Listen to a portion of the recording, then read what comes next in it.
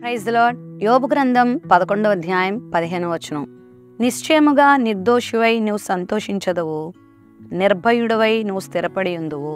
కష్టాల కడగండిలో సాగిపోతున్నటువంటి యోబు గారి జీవితంలో అతని స్నేహితుల ద్వారా ఎన్నో ఆదరణ మాటలు యోబు వింటూ ఉంటాడు. అందులో ఒకటి ఈ మాట, నీవు నిశ్చయముగా నిర్దోషివై నీవు ఆనందంగా ఉంటావు, సంతోషంగా ఉంటావు, నిర్భయుడువై స్థిరంగా ఉంటావు అనే ఒక ఎంకరేజ్మెంట్ వర్డ్ తన యొక్క స్నేహితుడైన నయమాతీయుడి ద్వారా అతడు వింటున్నాడు. ఆ పైన ఒక మాట మాట్లాడుతూ, నీ మనస్సును నువ్వు దేవుని వైపు నిలిపితే, ఆయన వైపు నువ్వు చేతులెత్తితే, దుర్మార్గతను నీ ఇంట్లో నుండి తీసివేస్తే దేవుడి కార్యం చేస్తాడు అనేటువంటి మాట పరిశుద్ధాత్మ దేవుడు సెలవిచ్చాడు. ఒకవేళ ఈరోజు నీ జీవితంలో కూడా ఆయా కష్టాల చేత కడగండ్ల చేత కొట్టుమిట్టాడుతున్నావేమో, సంతోషం కోల్పోయి ఉన్నావేమో, మనుషుల చేత అపార్థం చేయబడుతున్నావేమో, నువ్వేదో పాపం చేసావు అందుకే నీకు ఈ కష్టం, నీ కుటుంబ సభ్యులు ఏదో పాపం చేశారు అందుకే నువ్వు ఈరోజు శాపాన్ని అనుభవిస్తున్నావు అంటూ సూటిపోటి మాటల చేత నువ్వు బాధపడుతున్నావా? అయితే ప్రభు నీకు ఇస్తున్న వాగ్దానం ఏమిటంటే, నీవు నిర్దోషివై సంతోషించే రోజు రాబోతా ఉంది. అనవసరంగా నీ మీద నిందలు మోపి అవమానపరచబడుతున్నటువంటి పరిస్థితుల్లో నువ్వు ఉంటే నీ జీవితంలో దేవుడు సంతోషాన్ని ఇవ్వడానికి సిద్ధంగా ఉన్నాడు.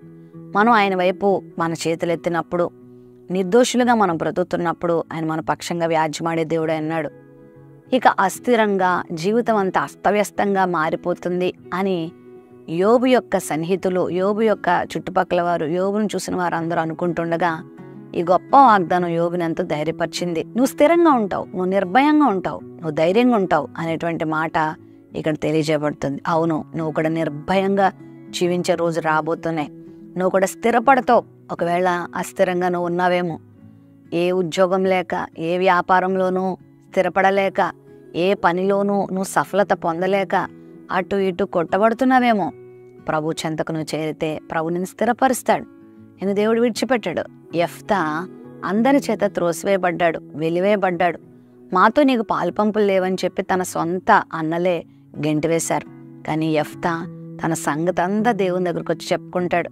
ప్రభువు మీద ఆధారపడతాడు, ప్రభువును ఆనుకుంటాడు, ప్రభువును ఆశ్రయిస్తాడు.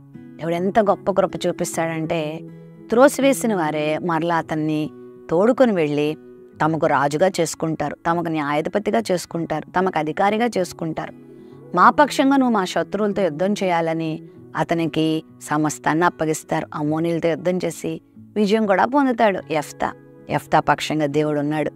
ఒకవేళ ప్రస్తుతం నీ పరిస్థితి గందరగోళంగా ఉందేమో, రోజులు నీకు చీకటిగా అనిపిస్తున్నాయేమో, నిందలతో నింపబడుందేమో, బాధతో నింపబడుందేమో, ఏం చేసినా సఫలత నువ్వు పొందలేకపోతున్నావేమో, బేదరికాన్ని అనుభవిస్తున్నావేమో, కొరతలు అనుభవిస్తున్నావేమో, కొదువుతా ఉన్నావేమో, వ్యాధితో ఉన్నావేమో, అయితే దేవుడు నీతోనే మాట్లాడుతున్నాడు.